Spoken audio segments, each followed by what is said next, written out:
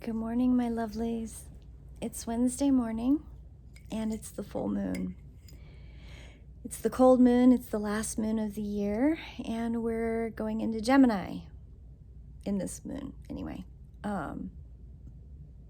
which is all about manifesting your passions and having the energy to work on the things that you're passionate about.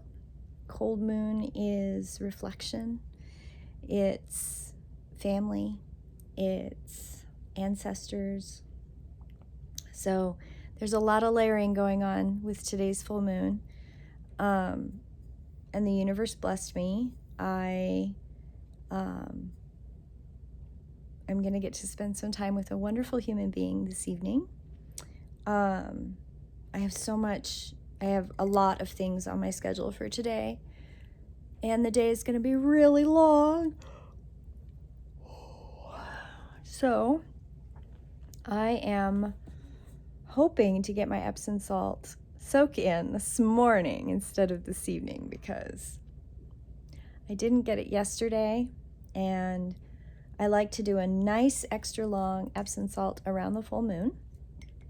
And I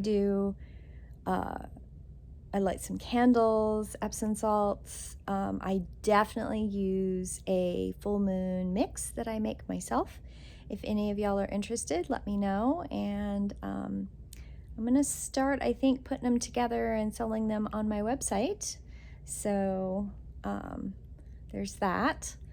Let's see, what else? Today's card is a really good one. I didn't write anything because I sat here and I thought, the book actually had it this time. Blessings of the Supreme Being. Look at that butterfly and the moon and the sun represented there. Isn't that gorgeous? Excuse me. Isn't that gorgeous? So I'm just going to read from the book. You have a powerful and open heart that is capable of receiving divine presence. This is a sacred gift that must be protected. Protect the temple of your heart from becoming clouded by fear or lack of forgiveness. Allow yourself to trust unconditionally in your divine relationship, and your affairs will work out beautifully.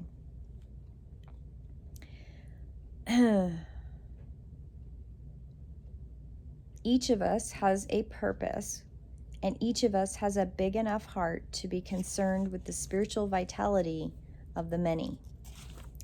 True spiritual purpose cannot be condensed into a job. It is a way of being. When you recognize the Great One in all things that has power beyond the intellect, what the intellect can understand, and that generous and empowering purpose influences many souls. When you will be ready to express and grow yourself, your holy power in the world, time and events will converge to bring you to all that you need for your fulfillment of purpose. Acknowledge the divinity of the hand that works through yours. Do not lay false claim to the wonders that flow. Instead, reveal the feelings of safety, strength, and tenderness that find and fill your soul when you allow yourself to pay due to the reverence of the great beloved. I've had a lot of really good, really amazing validating points. Yesterday, I had another one. It's every day recently, and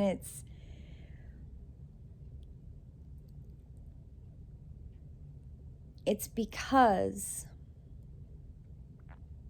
I knew that I had to trust and work on and focus on in this Samhain season. I had to focus on the shadow things, that last little vestige of something that was holding me back. I've been able to write again every day, not as much as I was writing at the beginning when my journey started in the summer, but solstice energy is always like a huge, powerful force for me, and we're moving into where we're getting closer to the winter solstice. And I'm not surprised that I haven't been able to write a whole lot between Samhain and solstice, but we're getting to solstice, and solstice is where that shift happens again and we move towards building energy. And I'm not a big fan of the heat in the summer, but I do know that solstice energy I'm very connected to. And I've had these amazing reaffirming moments the last couple weeks. I mean, it really started to be quite powerful about a week ago. Oh goodness, time just flies. Maybe it is a little longer ago. I don't know, but it's been amazing. And this card is just another one of those messages of we are very much connected. I lost my place, sorry. I mean, the divine is love.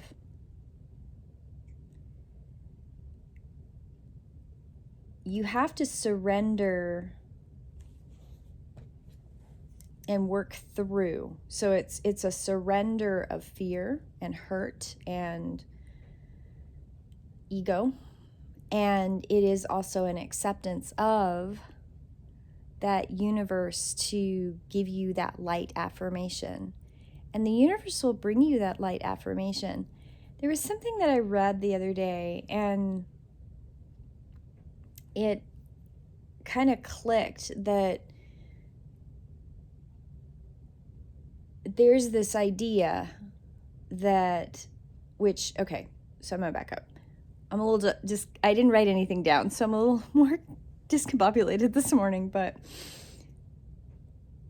I have known my whole life, from the first moment that I can remember, that I am not disconnected from anyone. I am connected to everyone and everything has energy and everything has a pulse.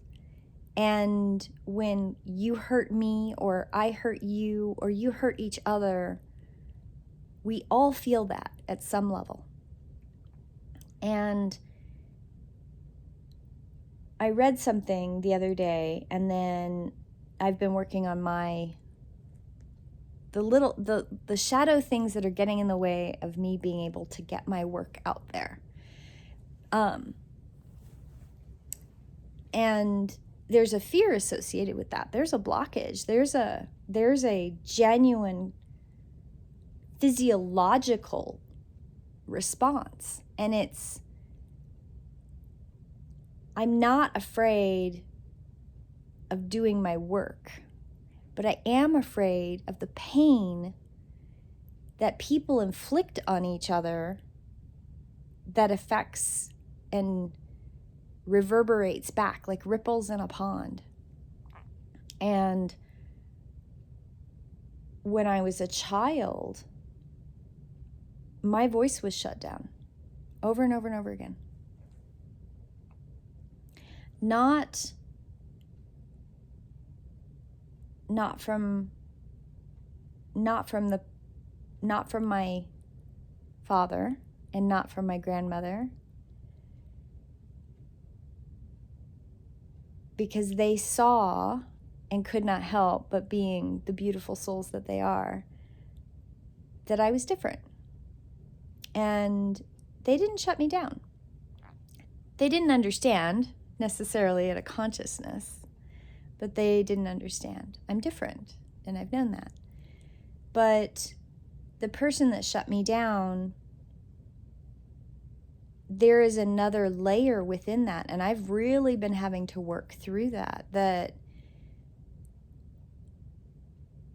it's the person that I knew I wanted to help if that person had been in a place to accept the help, but they weren't. And what I had to work through as a light being in a physical body, like we all are, I'm not alone in that, we all share that characteristic, is that I had to learn a couple things. One, you cannot help those who will not help themselves. You have to allow people to fill the world the best way that they can without judgment. And I had to learn to protect my light. And for many, many years, I did not protect my light. And I gave it away. And giving away my light is part of my purpose. But I have to maintain my physical body, and I have to maintain this, what I like to call the flesh sack. I have to, and a new word entered my vocabulary recently, I have to take care of the organism. Because the organism, the flesh sack, gives me the ability to do my job. And when I talk about working on self, I talk about learning to feed the organism, right? Learning to move within this world in a way that's efficient and healthy and supportive of other people, and continue to give of my light. And part of the stuff that I'm working through is working through the blockages that I've created through the circumstances of being silenced and stifled and not being heard. And I went 30-something years without being seen. Occasionally, I would meet somebody that could see my light, and they were amazing blessings in my life. And I truly, truly valued that, even if they didn't understand always that I'm kind of lost and I do things that I don't and didn't understand.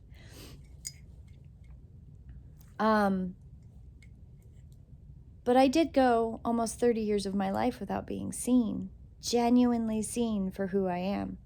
You know, as a psychic, when you go to another psychic and they basically can't see you, you're invisible, they can see everything that's going on around you, but they can't see you, it's really frustrating. I want help too. But it taught me to trust my guides. It taught me to trust what I do know, and to trust that until the vibrational frequencies of the world around me and the people start, not all people, but until the necessary pieces are worked on and until time happens, I won't be seen. But when it comes, it will be amazing. And it started a couple years ago where I started to be seen again, and it was amazing. And I will forever be grateful to a dear, dear soul. Her initials are KM, and those of you who know her know her. She is a beautiful soul, and she saw me, and she helped me connect in with other people who could see me, and that I could help them and they could help me, and we could do this together as a journey of sharing and connection. And community is important, and too often we do this alone, and I did this for decades absolutely alone. And no one should have to do it alone. No one should have to do it alone. And we need to do this together. Genuinely, we need to do this together. We need to acknowledge each other's light, and we need to support one another and connect. And this card, Blessings of Supreme Being, we are in that place where we need to surrender the doubts of and fears and fear and anxiety and all of those emotions have to be worked through. You have to go through them. Like a curtain that's in front of you, and the curtain is the emotion. And right now you're tangled in that curtain. You can't get through the doorway because the curtain's kind of in strips, right? So you have to move through that. You have to move through that curtain to the other side to understand all of the layers and complexities of all those emotions to heal. Stifling it, turning away from it, pretending it's not there, none of those things work. You have to move through it. And my way of life has always been integrally connected to Mother Earth's consciousness.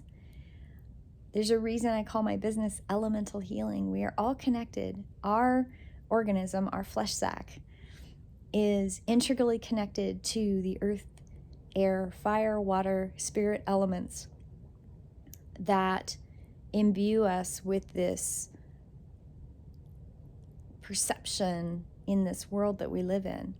And we live within Mother Earth's ecosystem, and we have to connect in with her to really connect in with our organism, with our flesh sac. We have to connect in to be here and be present and be in our bodies and be able to do our work. And we all have a purpose. We all have a reason that we're here. And I'm not going to pretend to understand all of the big picture things. I get glimpses through other people's readings, and that's all I need. That's all the validation I need for that. But I am getting a lot of amazing validating moments the last couple weeks about getting my book out, or 2, or 3, or I feel like I'm writing several things at one time. And today I'm going to start filming on some online coursework stuff, and I have that embroidery project over there I need to get finished, and I have another project that I still don't have fabric for, I still don't have the block designs for. I'm just kind of like, apparently I'm just gonna do it all myself again. It's really hard. I did put the energy out there that I was gonna trust a team, and minus 1 or 2, I'm doing it myself, and that's okay. I just could have started a month ago when I had a little bit more time, because now things are speeding up and I'm busy. I wanted actually to have that project in the place where all the stamping was done, and I had the fabric and the stamping was done, and all I had to do was the embellishment by Christmas, by Yule, and that's not going to happen. So I'm a little frustrated by that. My own timeline is off because I gave it up to someone else to help, and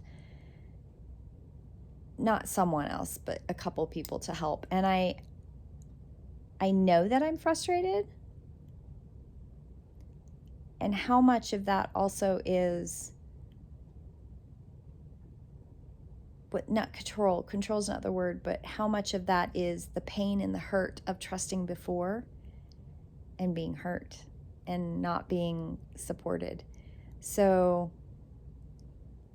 there was another validating moment the other day that I wanted to share that I'm sure all of us have had, that sometimes, well, in my experience especially, I'm so passionate about community and connection, and I've had these Body Workers Connection meetings every 2 weeks since November, and other than the first event, nobody's well, the second event, my friend Raina came, but nobody's been coming, and that's okay, because I know that it's important. If I hold the space and I let the door open, people will start coming, and they will start finding their connections, because it's the connections for other people and it's that community that I want to create. But you have to leave that space open. And I have spent decades of my life doing things with no support and no community. I've just been stumbling around and figuring it out. And that has to change. That has to change. We have to connect. And it has to be in a place of grace and love and acceptance and no judgment and no backstabbing, whatever. And I think this project is another lesson in learning what communities fit you and support you and what communities don't, because they're not ready and they're afraid. And the best thing that I can do in communities that can't support me is give them light and give them love and give them back the grace to get there in their own time. And then I can spend my energies on other things. So that's what that card brought up today. I didn't write anything this morning because my brain was just all kinds of skittery, and I think it's because today I have so much to do, and I'm filming today, and I've got clients today, and I need to tidy my house a little bit before I can do any of that. Oh, and I have to eat food. That food thing. This organism needs food. So I hope you all have a beautiful day, and I will see you tomorrow in prayer. Blessed be.